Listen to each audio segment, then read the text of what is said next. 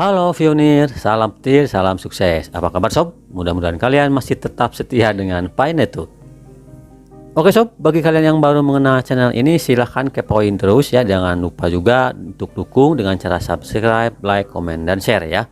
Dan jangan lupa loncengnya juga dibunyikan biar kalian terus update dan terus mengetahui informasi-informasi mengenai cryptocurrency yang akan saya upload setiap 2 hari sekali.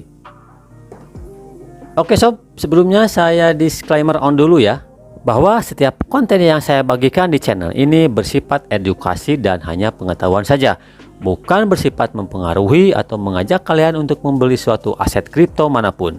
Silahkan kalian mau berinvestasi di aset kripto, lakukan riset sendiri ya, do your own research. Nah halo sob, nah pada kesempatan kali ini saya akan memberikan sedikit pengetahuan baru ya, mungkin bagi para crypto lover pemula ya.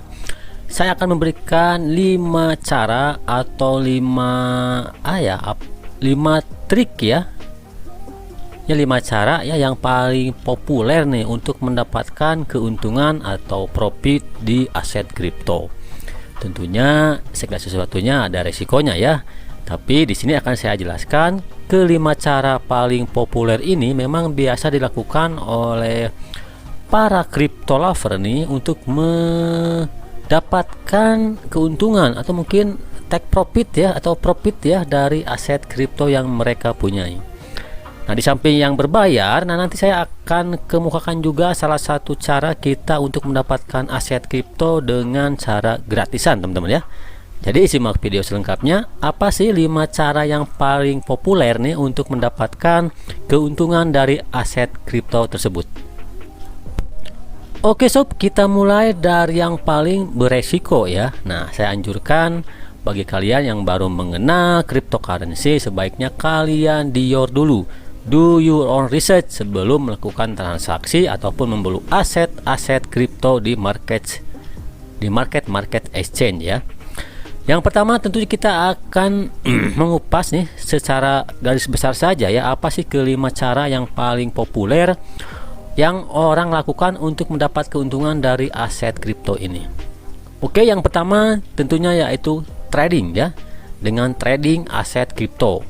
Tentunya di trading ini memang sangat berisiko ya, makanya saya mulai dari nomor 1 dari yang paling beresiko, kemudian berurut ke bawah.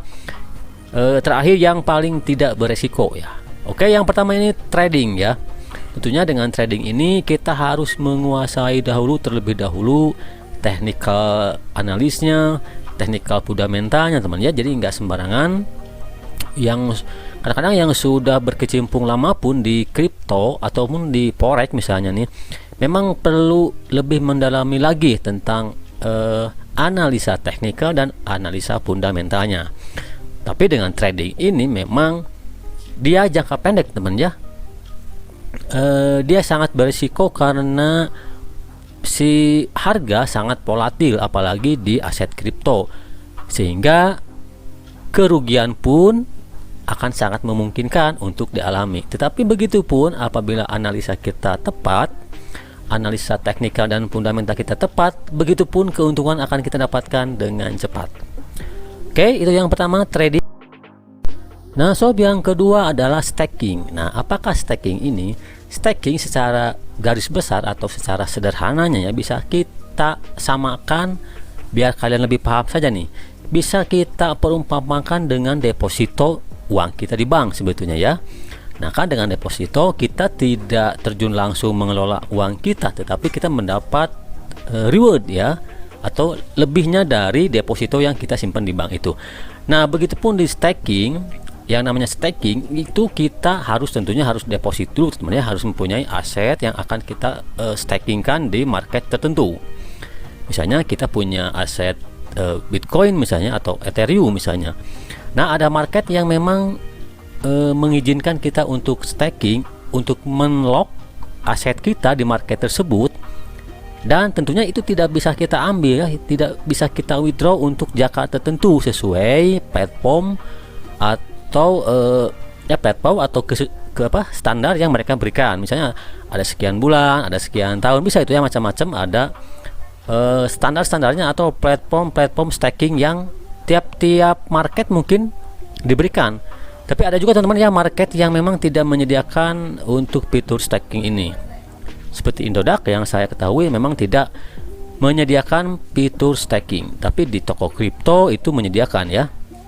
Nantilah kita bahas lagi ya mengenai lebih detailnya dari tiap-tiap poin tersebut. Nah, jadi secara garis besarnya staking ini bisa dikatakan deposito aset kripto kita. Kita menyimpan aset kripto kita di suatu market yang menyediakan fitur staking. Kita lock untuk beberapa lama, misalnya untuk 3 bulan. Nah, kita dengan menlock atau menstaking koin kita itu, kita mendapatkan imbalan dan mendapatkan kesempatan untuk memvalidasi setiap blockchain yang akan terbentuk berikutnya ya. Jadi kita staking di suatu market, kita diberikan hak biasanya untuk memvalidasi blockchain yang akan terbentuk dengan mekanisme proof of stake ya, bukan proof of work kan. Kalau proof of work itu beda lagi, itu nambang miningnya lebih berat ya nanti untuk hardwarenya. Nantilah kita bahas ya untuk lebih detailnya lagi ya. Kita ketahui saja secara garis besar dulu ya. Yang pertama tadi trading, yang kedua dengan staking, dengan menlock aset kita di suatu kripto. Kita tidak bisa kita ambil dalam jangka waktu tertentu, misalnya sesuai kesepakatan, tetapi kita mendapatkan reward atau imbalan. Yang ketiga teman-teman yaitu hold ya. Bacanya ditulisnya HODL ya, hold ya. Yaitu kita membeli suatu aset koin tertentu di marketplace dan kita menyimpannya untuk jangka waktu yang panjang ya. Nah, di hold ini sebetulnya agak-agak mirip sih dengan trading ya, tetapi di trading memang jangka pendek ya. Nah, sangat berpengaruh sekali, sangat dipengaruhi sekali oleh naik turunnya harga, oleh volatilnya harga yang begitu cepat. Tetapi di hold ini karena jangka panjang, kita tidak terlalu terpengaruh oleh harga volatil yang begitu fluktuatif ya di jangka pendek. Karena kita beli aset misalnya di harga berapa nih, kita simpan untuk jangka waktu beberapa tahun ke depan. Nah, kita saat mempunyai lebih atau harganya naik, nah kita baru bisa take profit.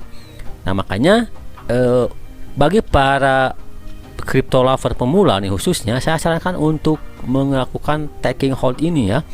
Kita beli nih, kita tentunya tetap ya harus melakukan research dulu ya. Kapan nih si suatu koin ini mengalami dump yang memang sudah jenuh, misalnya sudah di bawah harganya jenuh, nah baru kita buy untuk kita simpen dan kita jual di beberapa tahun ke depan. Nah, dengan sistem atau dengan cara hold ini memang kemungkinan besar untuk mengalami kerugian dapat dihindari teman-teman ya. Tetapi memang untuk mengeruk keuntungan pun memang agak lama jangkanya, karena kita ini invest long term teman-teman ya. Hold, apa sih hold itu? Bertahanlah untuk sekuat-kuatnya. Jadi itu hold ya. Jadi jangan khawatir untuk para hodler nih. Saya pun termasuk hodler, saya pun melakukan staking ya. Nantilah untuk tiap-tiap poinnya kita bahas secara detail di konten-konten berikutnya ya. Jadi kan yang pertama ada trading, 2 ada staking, 3 ada hold. Teman-teman, yang berikutnya yang poin keempat yaitu launchpad ya. Apa sih launchpad? Launchpad juga sama teman-teman, kita harus melakukan deposit terlebih dahulu di suatu market yang memang mengadakan event launchpad.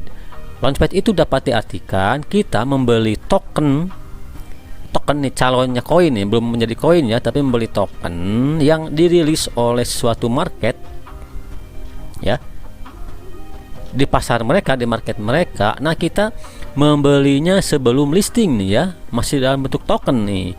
Nah, kita membelinya di launchpad program market tersebut. Memang ada juga yang tidak melakukan launchpad ya, si market-market tertentu ya. Ada market-market tertentu yang melakukan launchpad. Nah, kita bisa berkontribusi, kita bisa membeli tokennya di fitur launchpad mereka. Apa sih kelebihan launchpad itu? Tentunya harga token yang diberikan atau yang dilepas ke orang yang berminat mengikuti launchpad itu harganya sangat murah teman ya. Karena ini kan masih pre-sale, listing ya, belum listing ya, masih dalam bentuk token dan belum belum di sale, masih pre-sale, makanya harganya masih murah. Nah, bagi kalian yang tentunya saya sarankan juga nih untuk yang investasi long term, saya sarankan juga kalian mengikuti Launchpad ini, karena banyak beberapa pengalaman dan kasus memang orang-orang yang membeli token Launchpad di saat yang tepat, dia memang mengalami keuntungan yang beribu-ribu persen, teman-teman ya.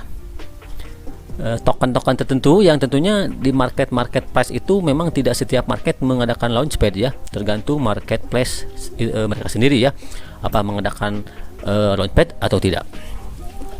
Oke, untuk Launchpad itu sendiri nantilah secara detailnya kita akan bahas di next konten ya. Nah, teman, yang terakhir, yang kelima, ini ada cara yang memang populer ya, cukup populer, terutama dulu ya di waktu awal-awal kemunculan Bitcoin ya, Ethereum, XRP masih pada murah tuh. Ada kita cara mendapatkan koin-koin tersebut secara gratis ya, yaitu dengan voucher, teman-teman ya. Kita dengan voucher mungkin ya, kalian bagi yang bergabung di kripto cukup lama sudah mengenal voucher ini ya. Ini gratisan, kita hanya klik dan memecahkan shop captcha, nah kita dapat reward koin ya. Nah, nanti untuk fitur untuk voucher ini pun kita akan bahas di next konten nanti ya. Jadi kita akan bahas dulu trading di next konten berikutnya, kemudian staking, kemudian hold, kemudian Launchpad, dan yang terakhir voucher ya. Nah, oke teman ya, itu informasi-informasi yang mudah-mudahan bermanfaat nih bagi kalian yang mungkin terjun di cryptocurrency ini di awal-awal ini ya, di awal-awal baru saja gitu, belum terlalu lama. Mungkin kalian sangat memerlukan informasi ini ya, masih bingung dengan istilah-istilah yang kadang-kadang membuat kita, apa sih staking, apa sih hold, apa sih Launchpad ya. Itu sedikit informasi saja, mudah-mudahan bermanfaat. Tadi itu ya 5 cara yang paling populer menurut saya nih, yang memang sering saya lakukan juga ya dulu ya, sering saya lakukan sampai saat ini pun masih saya lakukan, yaitu trading, kedua staking, yang ketiga hold,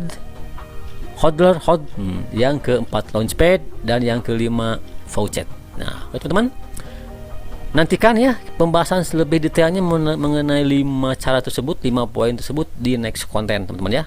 Akan kita upas lebih detail lagi, apa sih itu trading, apa sih itu Launchpad, apa sih itu staking, dan saya akan berikan contohnya ya. Karena saya pun melakukan staking di toko kripto. Saya pun melakukan hold di Indodax ya. Nah, kita akan bahas nanti ya di next konten. Oke teman-teman, itu aja sedikit informasi, mudah-mudahan bermanfaat bagi kalian para crypto lover nih yang baru bergabung di channel ini. Silahkan untuk dukung dengan cara subscribe, like, comment, dan share.